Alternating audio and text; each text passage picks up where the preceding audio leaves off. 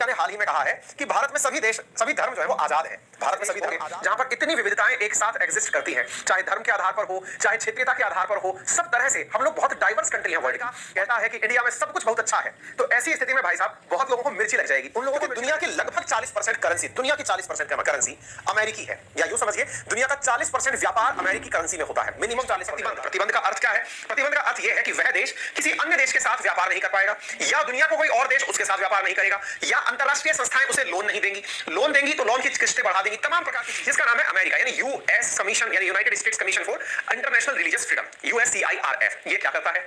ये अमेरिकी सरकार को, अब जैसे ऐसे समझिए आप, भारत में मानव अधिकार के लिए मानव अधिकार आयोग है, ऐसे ही ओबीसी के लिए, एससी एसटी के लिए, या फिर हर चीज के लिए कोई ना कोई ऑर्गेनाइजेशन भारत में बने हुए हैं। ये ऑर्गेनाइजेशन अपनी अपनी रिपोर्ट बनाते हैं और सरकार को सौंपते हैं। सरकार उनको ध्यान में रखते हुए फिर कुछ कानून बनाती है। एग्जैक्टली वैसे ही अमेरिका के अंदर एक ऑर्गेनाइजेशन है जिसका काम क्या है? वो एक्ट के माध्यम से बना हुआ ऑर्गेनाइजेशन है, यूएससीआईआरएफ। वो क्या करता है? वो अपने द्वारा सालाना रिपोर्ट निकालता है। जैसे भारत में मानव अधिकार आयोग भारत की रिपोर्ट निकालता है, ऐसे अमेरिका का यह आयोग दुनिया भर की रिपोर्ट निकालता है।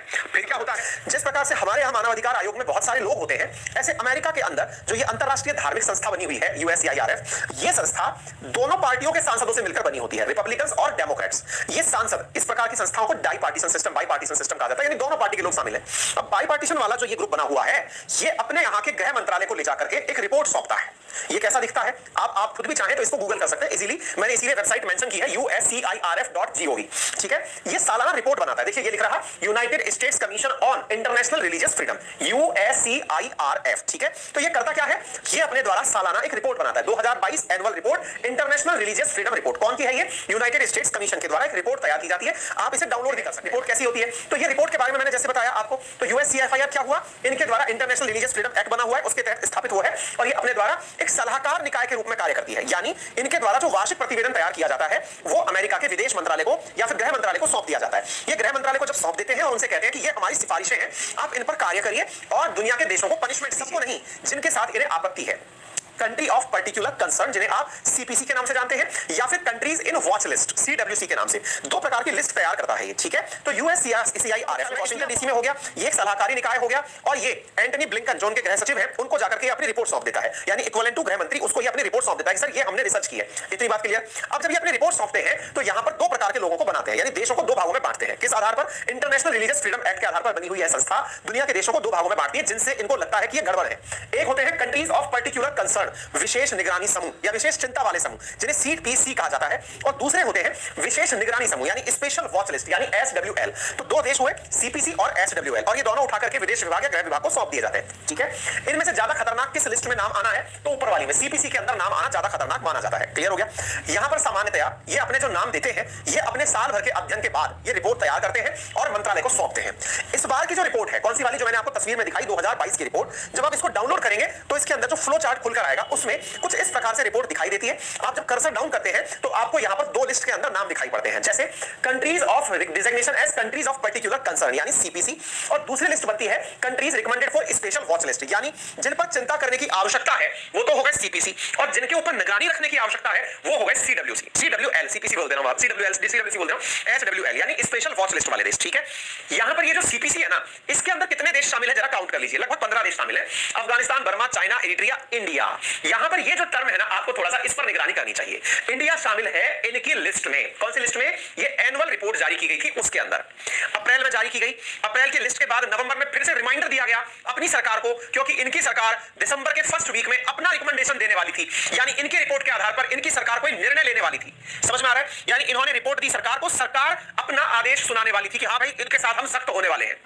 इन्होंने जो लिस्ट तैयार की उसमें कंट्रीज ऑफ पर्टिकुलर कंसर्न में इंडिया का नाम डालकर अपने गृह मंत्रालय को भेज है। पाकिस्तान, इधर की तरफ चाइना, रशिया, ये सब होने ही है। इंडिया का नाम जब आया तो हमारे मिर्ची लगना तय था। क्यों?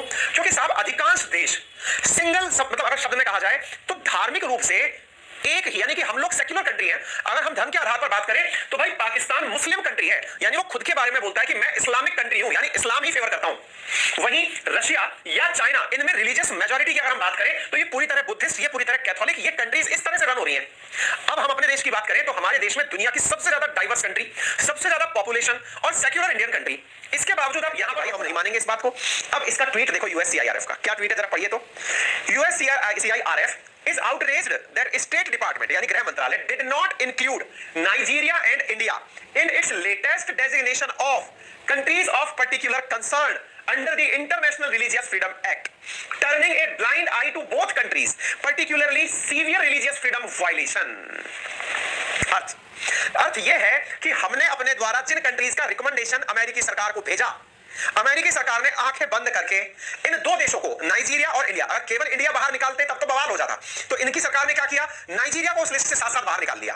तो बोले इंडिया और नाइजीरिया को एक साथ बाहर निकाला गया है, ये विशेष रूप से हमें इसका नाम काट दिया। बोले पागल हो गए हो क्या, इंडिया को इस नाम से पुकारोगे, India country of particular concern है, पगला गए हो, काट दिया गया नाम। जब ये बात कटी तो भाई साहब फिर रिसर्च होना शुरू हुई। पता चलता है कि यूएससीआईआरएफ लगातार 4 साल से हमें इसी लिस्ट में डाल रहा है, इंडिया बार-बार इसको कंडेम कर रहा है। ऐसी स्थिति में यूएससीआईआरएफ हम इस बात से बड़े खफा हैं कि इंडिया को इस countries of particular concern list में क्यों नहीं डाला। यही कारण है कि संवाददाता सम्मेलन दिसंबर 7 की एक खबर देख रहे हैं, यानी आज की, यहां पर यूएस स्टेट डिपार्टमेंट से जब ये सवाल एक पत्रकार ने पूछा, क्या पूछा कि इंडिया को क्यों नहीं आपने इसमें डाला, मैं वो सवाल भी सुनाऊंगा, तो आप इधर देखें तो अमेरिका बोलता है कि अमेरिका ने India doesn't need to be placed on America's special watch कि US designated Iran, China, Pakistan as a concern of our religious freedom. और खबर निकल के आती है कि इंडिया की डाइवर्सिटी ग्रेट है और हम दुनिया से यही कहते हैं कि will urge it to uphold religious freedom. इसके पीछे का बड़ा कारण है इंडिया इतनी विविधताओं का देश है, वहां पर दुनिया की सबसे बड़ी डेमोक्रेसी निवास करती है, तो ऐसी स्थिति में उसके साथ यह करना जायज नहीं था और सभी धर्मों का घर है। असल में इनसे पूछा गया था कि जो विशेष चिंताओं वाले देशों की लिस्ट है उसमें भारत को क्यों नहीं डाला गया, तो प्रवक्ता नेड प्राइस ने कहा भारत तमाम धर्मों का घर है, भारत को विशेष चिंता वाले देशों या स्पेशल वॉच लिस्ट में नहीं डाला जा सकता। बाइडेन प्रशासन सभी लोगों की धार्मिक आजादी की सुरक्षा करने वाले भारत की प्रतिबद्धता को प्रोत्साहित करता रहेगा। नेड प्राइस ने कहा कि भारत और अमेरिका दुनिया के 2 बड़े लोकतांत्रिक देश हैं, हमने पहले भी साथ मिलकर काम किया है और हम आगे भी साथ मिलकर काम करते रहेंगे। हमारा लोकतंत्र लोगों की जरूरतों को पूरा कर सकता है, हमें धार्मिक स्वतंत्रता जैसे मानव अधिकारों का सम्मान करते रहना होगा, इससे हमारा लोकतंत्र और ज्यादा मजबूत होगा। कि अब सही मायने में उनको मतलब इस लाइन में डालने की आवश्यकता है जो इस तरह की हरकतें करते हैं, तो इन्होंने उठाया पाकिस्तान को और चाइना को उठा करके उस सीपीसी के अंदर 12 लिस्ट के अंदर डाल दिया कि तुम हो बेटा कंट्रीज ऑफ पर्टिकुलर कंसर्न वाले, तो यहां पर यहां रह सके, ये हमारे मूल अधिकारों में है और मूल अधिकारों में बकायदा धार्मिक स्वतंत्रता का अधिकार आर्टिकल 25 से लेकर 28 के बीच में प्रॉपर तरीके से मेंशन्ड है। ऐसे देश में जहां मूल अधिकारों में धार्मिक स्वतंत्रता का अधिकार शामिल हो, उस देश के बारे में अल्पसंख्यकों के हितों की सुरक्षा के लिए विशेष रूप से मूल अधिकार में आर्टिकल 29-30 दिया गया हो, ऐसे देश को अगर आप इस तरह की चीजों में रखेंगे तो प्रतिक्रियाएं तो सब्सक्राइब करें, सभी साथियों से इसे साझा जरूर करें।